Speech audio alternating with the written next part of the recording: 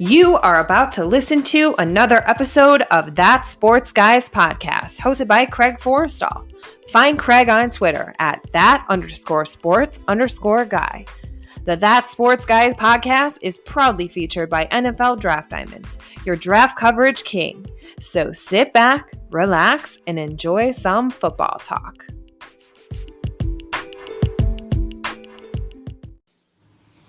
Hello and welcome to another episode of That Sports Guys podcast. I am Craig Forrestal. You may know me from Twitter as at that_sports_guy. But today it is all about Villanova defensive end Malik Fisher. Malik, what's happening with you today? What's up? How's it going? I'm good. Thank you for bringing the energy and hopping on today. And Malik, I just got to know because my mom and my dad, they're originally from New York City. My mom grew up in Queens. My dad grew up on the Upper East Side. So I got a little bit of an idea of what that city life is like, but you really did it. You grew up in New York City. What was that like, man? I mean, growing up in New York City is, it's fun and it's also crazy. It's definitely fun. The schooling system is different. So, like, you really go to school close to a lot of people that you know, a lot of your friends, but then you also can go to school with people who live 30 minutes across the city from you. You know, it's just how it works. There's just so many people and so many options that you really get a plethora of interactions with different type of people, you know what I mean? So with that being said, I really got used to learning how to interact with a lot of people. You probably age 6 or 7, I was walking across the street and going to the park by myself just because the park was so close, and also I was so used to being around people. You know what I mean? I wasn't in the middle of nowhere.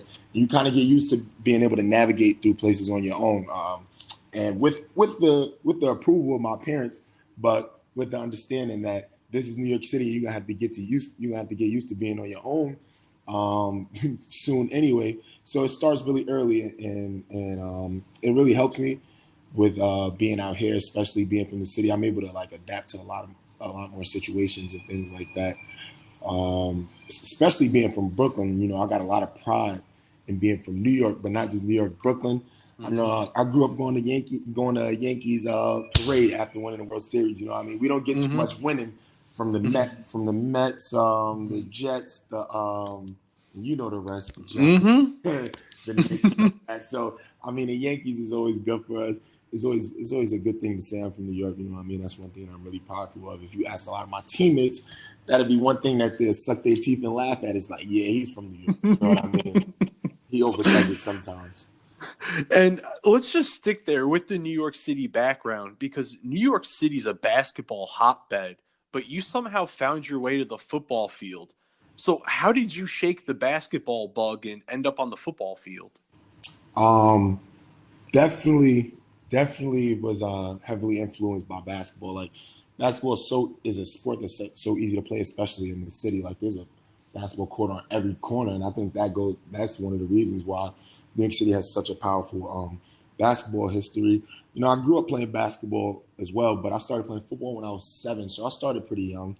But all along, as I was growing up, I was playing everything. I was playing basketball, I was playing football, I was playing baseball, and a lot of it was just like for fun. You know what I mean?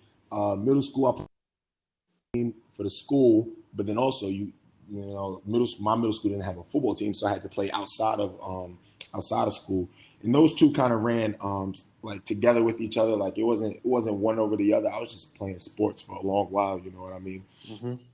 Then I got to high school, and one of the things about basketball is that, like, I mean, people are big as a word that I don't want to use right now. You know what I mean? So I was coming in high school. I'm around 6 foot, and I ended up growing to about 6'3", 6'4". And in basketball, that's like a point guard size. But I was playing defensive end in football, so my weight was a little heavier. It got a little hard to move around with the smaller guys, and I kind of took on like a small forward, power forward role in basketball. And that's when I started to know, like, yeah, this is not going to be for me. I can't be a 6'3", 6'4" power forward in D1 college basketball. You know what I mean? And then at that same time, you know, football definitely started to take its own route for me. You know what I mean? In high school, I definitely started to see it. And I was a good basketball player, but the success and between the two sports, it was definitely starting to show more in football, and I started to focus myself more around football. And I never really tried to focus only on football. You know, I played rugby as well in high school and things like that. So football just ended up being the sport that once I got to an age where it was time to determine which one I was ready to take serious around freshman, sophomore year of high school. I mean, I was the most successful in football, so it made it easier to make that decision. And actually, I mean, for my high school, we took a bus to football practice, like a 25-minute bus ride. Our home field was 50 minutes away from the school. You know what I mean? So it's pretty hard. The accessibility of football fields and things like that is pretty hard, which does make it a little crazier that I chose football over basketball coming from New York City. But it definitely was a decision that was based off of like my success and the results that I were getting out of the sports. And Malik, within that, you kind of touched on two things I want to get into. So first, I want to talk about the intense rivalry that exists between Xavier High School and Fordham Prep, also known as the Turkey Bowl. If you can maybe share some of the history of the intensity that goes on between that game. Oh yeah, that's supposed to be, from my understanding, that's the longest standing high school football rivalry, like I think in the country. You know what I mean? And it's definitely a big rivalry, especially because both schools are all boys schools. Like, kind of gives each school something to look forward to. You know what I mean? Not many girls around, a lot of testosterone, a lot of chest sticking out. You know, who's the best of the city. And Fordham definitely runs a similar school as Xavier. You know, that really focuses around athletics. They don't try to force too many people into the school for sports and things like that. So what comes out of that rivalry is just a great deal of respect for each other academically, and what happens is the way either school gets an edge is who wins the Turkey Bowl. You know what I mean? Like both schools smart, both schools got you know what I mean, cool guys and stuff like that. But it's like, now who's the toughest? And I mean, Xavier, we win fairly amount more than Fordham has, but I was a little sad that we lost my senior year. That was the only year that I lost to Fordham, so that was kind of crazy. And then Malik, you touched on it: football, basketball, being involved in sports all growing up, but you touched on rugby. I did a little investigating on my own. I saw Xavier High School has historically one of the best rugby programs in the country. I've never talked to a rugby player before. So just run me through the basics. Like, what is rugby? I mean, rugby is football going backwards. You know what I mean? Like, I mean, it's actually not as crazy as people believe it is, because a lot of the rules are centered around form, tackling, and things like that. You know, you never really get too far away from the opponent. Like, it's line against line. So the tackling usually comes from about 2 to 3 yards away. So the collisions aren't as crazy as football, because football, you can have a safety coming from 15 yards down the field, running against a running back who's coming from 15 yards down the field. That's a crazier collision than two guys coming from 3 feet apart, just, you know what I mean, grappling and tackling. But my rugby experience is definitely interesting, especially because my middle school, we played flag rugby. That's when I was introduced to it, and I didn't know what it was. But there was a flag rugby program that was run throughout the middle school, the public school system. And my senior year, we won the Mayor's Cup, which was the city championship, and it was very competitive. It was probably like 150, 200 teams out there for a one-day tournament, and we came out on top. So that's where my rugby experience started. And then coming to Xavier, I found out that they had a great rugby team. You know, I think both of my years playing rugby for varsity, we came in 3rd place in the country at nationals. I didn't play senior year because it was the spring rolling into when I was going to come in for football. You know, I really focused on training and things like that. But I definitely had a very successful career in rugby. You know, sophomore year in high school, I was starting on varsity basketball, football, and rugby. You know what I mean? So it was kind of crazy. And after my sophomore year of playing at the national tournament for rugby, I actually got invited to go out and try out and play for the U16 nationals team that was going on tour to British Columbia that year. I think that was probably 2015. But I denied it. I didn't go to the tryouts. You know what I mean? It was a great chance that I was going to make it. But I didn't go to the tryouts or anything because I had to focus on football. I went to a lot of football camps that summer. And I didn't really want rugby interrupting what I was doing with football because remember that was around the same time that I determined what I really wanted to do. But rugby did take me a lot of places. You know, with my team, we went to Ireland my junior year. We went to Ireland for our spring break for a tour, played a lot of teams out there. One team was BlackRock. They were crazy. That's probably the best team I ever saw. I probably saw the fastest people I ever saw on that field than I did in football. And then we went to San Diego my sophomore year with for a tour with my rugby team. So I definitely have like a lot of great experiences with rugby. And now, Malik, let's fast forward. You're heading into your senior year at Villanova. You're popping up on some NFL teams' radars. How did you maintain your focus with this offseason, with it being so unique, being away from campus, the workout restrictions, and everything that went into it? I mean, it was easy. It really made it easier when everything happened with quarantine and stuff like that. Besides, well, the one thing that I was lucky about is that I had access to a gym to be able to work out. You know what I mean? I had access to means of training. So once that was handled, I probably got that access probably a week and a half, 2 weeks after I got home. You know, I was able to really just focus on working out. You know, most of my days was just waking up, I get my breakfast in, I drive to the field, meet up with another kid who I went to high school with. His name is Bobby Harden. He plays football at Cortland University. And we hit the field for an hour 15, get the same exact run and conditioning that I would get at school. We ran off a program for speed and conditioning, and then hop back in the car, put some food or a shake back in our system. Then we go to our high school and we hit the gym in there, and we spent so much time in there. I probably didn't spend that much time in the weight room in a long time, and it was warranted. Like, there was nothing else for me to do but chill in the weight room and chill with one of my friends back from high school. You know what I mean? I've kind of found a sanctuary in working out, getting out the house, because one of the worst things about quarantine was being trapped and stuck in the house. You know what I mean? So that ability to allow me to concentrate my energy, to concentrate my everything that I was doing on working out, on football, really allowed me to get a lot of things done and that I wasn't able to before with working out, just because of the speed of everything that goes on when you're at school working out and you're leaving workouts and going to school, and you gotta type all these papers and things like that. At that point, I was going to work out, and then everything else was recovery and eating. So I definitely got a chance to do a lot with my body that I wasn't able to before. And Malik, I want to ask you about the CAA and their final plans that they announced regarding a spring season.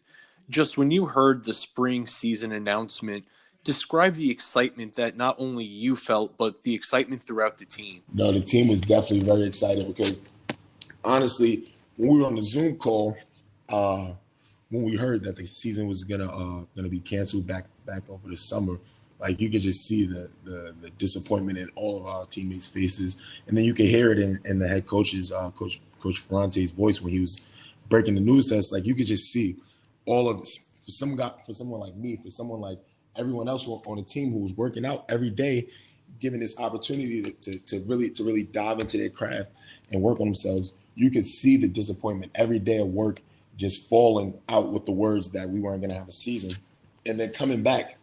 We kind of got this feeling of appreciation just to work out. You know what I mean? We started off with 2 workouts a week, added 4, and then now we got workouts and practices. Though we don't have pads and things like that, but we still running through. We still getting our plays, running plays on cans, getting indie drills.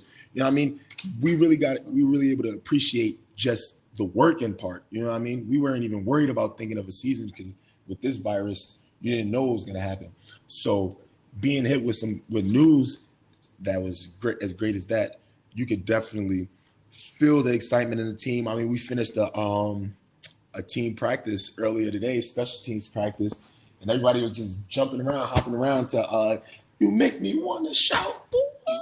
I was just running through the team. You know, this week we got a lot of good news about the season and about the voting and everything that's going to possibly happen for us in the spring.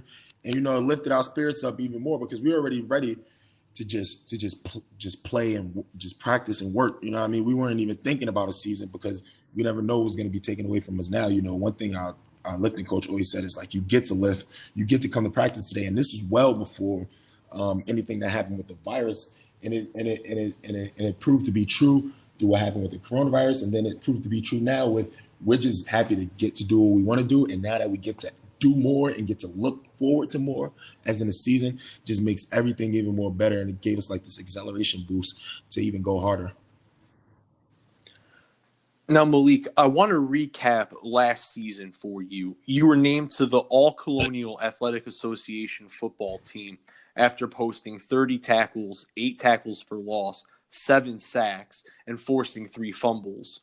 How do you build off of an individual season like that? What are your individual goals for the next time you hit the field? Well, building off of a season like that, definitely it starts with the team. You know, Coach Ola, he definitely started looking at a lot of things that we did during the season and a lot of ways in which he could help me out and get in one-on-one situations and things like that, helping me out with other calls that help me find different ways to attack the quarterback, different ways to just attack offenses in general. You know what I mean? So that's where it starts. And then also personally, it started with my working more on get-offs and things like that. You know what I mean? But my goals, I definitely need to strike 10 sacks, you know what I mean, for a season. I definitely had the opportunity to do so this year, and I missed a lot of opportunities. I missed a couple of sacks and things like that. So I don't think it's out of my ability to do so, but I definitely have to get 10 sacks. You feel me? Absolutely. And I want to move to the defensive end tradition at Villanova. We can go back to Howie Long, going 35, 40 years back. And even most recently, there was another number 92 who's now in the Kansas City Chiefs, Tanoh Kpassagnon.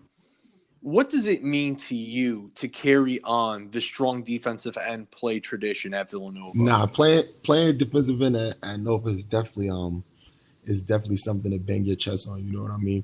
We run a 3-3 system, which means we ain't out there in a 5 technique just running around tackles and things like that. You know what I mean? You got to really get your hand in the dirt, sit in between a guard and tackle, and be a grown man. You know what I mean? So it takes a lot for the coaches to trust and put you out there, especially coming after guys like Tanoh. I mean, it's also guys like Rakeem Cox, who he played in the Super Bowl with the Panthers, you know what I mean, a couple of years back. He played defensive end and really had success. And then obviously Howie Long, a Hall of Famer. So it's definitely a tradition here that defensive ends could come in and could have success. You know what I mean?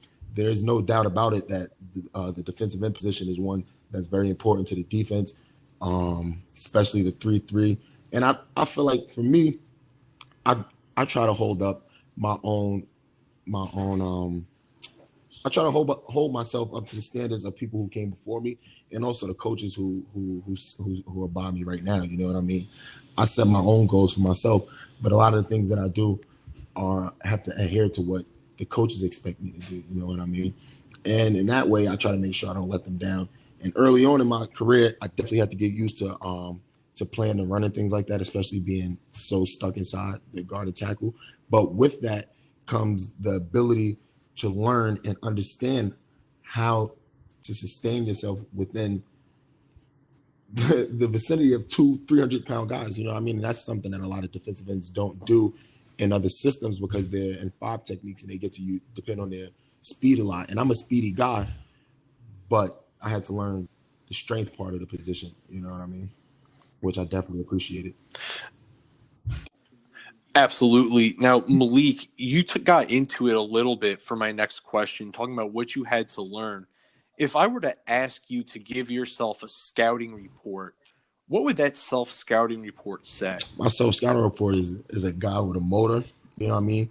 I'm always running around, especially with the productivity that I got out of a 3 down coming out of a 4 I definitely think that speaks to the motor that I have, the unstoppable mindset that I have.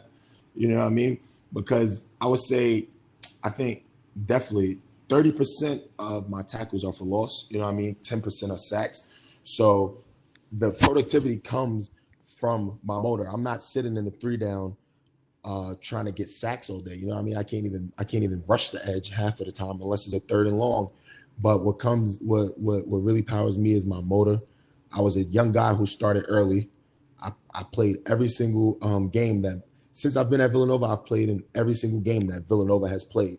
So I haven't missed a game. My durability is definitely can't be questioned. You know what I mean? Since a freshman, I played in every single game.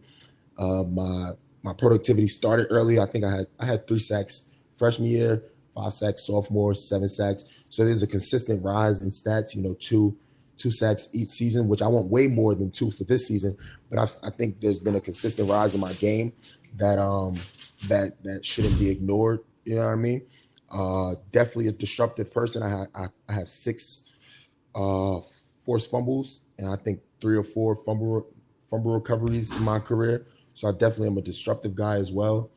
One thing that may be a negative is my run stop ability, which I definitely have worked on, and I definitely show an ability to play the run through my technique in the 3-3 and 4-eye. You know what I mean? I'm not a guy who's going to come in and have to learn how to play the run. I just have to sustain myself within the run more. You know what I mean? So that definitely would be something that will be on my scouting report, a couple of those things.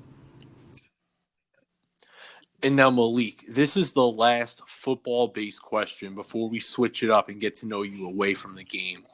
So the last football question that I have for you is, when you think about your football future, what do you think about? I think about being in a fall camp, you know what I mean, in August, fighting for a spot. And then I also think about sitting in a head coach's office and hearing the news that I made a team. You know what I mean? Especially coming from the FCS, the journey to the NFL is definitely going to be an easy one. And that's one thing that I keep in my mind every time is that there's going to be one day when you're in a camp trying to make a team, and you're going to have to rely on those factors that got you to this point, the competitiveness, the unstoppable mindset that you have. You know what I mean? So I don't think about being in a Super Bowl. I don't think about being at a Pro Bowl. I think about being in a fall camp, fighting for a position. You know what I mean? And every day, that's what powers me to work harder, because I know it's going to be a breaking point at that point where I'm going to have to prove myself against all other athletes, not just all other collegiate athletes, all other athletes within the sport. Because when you're in NFL, there's everybody who's at the top of the game is trying to make the same spots. So I think about the moment where I'm going to have to, where my character is going to be tested, where my athleticism is going to be tested, where my love for football is going to be tested. And I use that thought to power me through every day and keep working to know that I have no room for error when trying to make it to where I want to go in the sport. Malik, you ready to go ahead and jump over to the non-football questions now? All right, let's do it. You said you're a New York guy around a bunch of Philly guys in Villanova, so I got to ask you, what's the preference? New York style pizza or Philly cheesesteak? You know, that's a tough one, but due to the caloric count of a Philly cheesesteak, I think I got to take a Philly cheesesteak. You know what I mean? Pizza not gonna do too much for this body. You feel me? So I gotta go with a Philly cheesesteak. You got it on that one. And now, what's the song you're embarrassed to admit you like? Let's see. You know, I got a lot of songs that pop up on the shuffle list while I'm in the car with a bunch of the boys and stuff like that turn a lot of eyes. But I'm definitely, I mean, I want to say I'm embarrassed to listen to a type of song, because I definitely listen to a lot of music. But one thing that a lot of people probably wouldn't expect from me is that I listen to Maroon 5 a lot. Sunday morning, you know what I mean? Things like that. This love that's not Sunday morning, it's my other one. This love has taken control of me. You know what I mean? She said goodbye too many times before. That's one of my favorite songs and things like that. Then I also get caught with a little Katy Perry in there, Blank Space or something like that. There's a couple songs that might alarm people, that they might not expect from me, but I definitely have a plethora of songs in my playlist. What's the best advice you've ever received? The best advice that I ever received, I would say, from my coaching staff freshman year, was you haven't arrived. You know what I mean? Just that saying has taught me that you'll never, if you create destinations for yourself, if you continue to create goals for yourself, you will never arrive, because with the feeling of arrival comes the feeling of contentness and the feeling that you don't have to do anything anymore because you are where you want to be. But that advice has taught me to continue to make goals no matter where you are, continue to work hard towards a goal, because that's how you continue to keep improvement. You know what I mean? Never feel content, never feel you have arrived at your destinations, because as soon as you arrive, you drop your bags and you sit down, and that's not something that you could do in the business of football. You got to continue to be on your grind. You got to continue to lift up your bags and carry things with you, because at the drop of a dime, you could be moving somewhere. You know what I mean? At the drop of a dime right now, we could be sent home. So I haven't arrived here. You know what I mean? I could be sent home at any second due to an outbreak. If you make it to the league at the drop of a dime, you could be sent off and traded. You know what I mean? At the drop of a dime, you could be cut, and you've never arrived anywhere. You know what I mean? So never feel like you've arrived anywhere. Be ready to be on the move. Be ready, be flexible, and be competitive. That's one thing. I don't know. There's a lot of advice that I've heard. What's the one TV show that you can watch over and over Martin. and never get tired of? Yep. Oh, that was quick. That's What's easy. the favorite Martin. episode? Favorite episode is when he goes in the boxing ring, he gets sent up to the to the scoreboard, comes back, and he's laying on Gina's chest with all these bumps on his face and shit like that. So that's definitely one of my favorite episodes. Also, a second favorite was when they went on vacation and he's fighting the little rabbit, squirrel, raccoon, whatever it is. You know what I mean? That's definitely one of my favorites as well. And now, Malik, the final question before we let you get back to your day. You're stranded on an island, and you can pick one weapon and one survival partner. What's the weapon and what's the survival partner? Who's it going to be? The weapon, I will go with some type of firearm, some type of gun, but I think you could run out of bullets. You know what I mean? We can't survive with that. Mm-hmm. So I think I'm gonna take a machete. My survival partner, that's my mom. Yep. You know what I mean? She's the most dependable person that I have in my life. You know what I mean? I definitely won't have to worry about eating. You know what I mean? She's gonna cook everything. I'm gonna just have to use that machete to cut and kill everything. Don't gotta worry about eating. Gotta worry about getting sick. That's the first person I go to. That's the first person to take care of me and make sure I'm okay. You know what I mean? And I wouldn't feel comfortable spending my last moments on this world with anybody else besides her, because she's the number one person in my life. You know what I mean? So I definitely know that my survival partner would have to be my mother. The weapon is cause for question, but I'm gonna go with a machete. You know what I mean? Not much that can't be cut down by that blade. Ladies and gentlemen, we just spent the better portion of about 25 minutes getting to know Malik Fisher, defensive end from Villanova. Ladies and gentlemen, keep your eyes out for Malik Fisher when him and the Villanova Wildcats hit the field again this spring. They're coming ready and they're coming hungry. Until next time, everyone, stay safe and be easy. Thank you.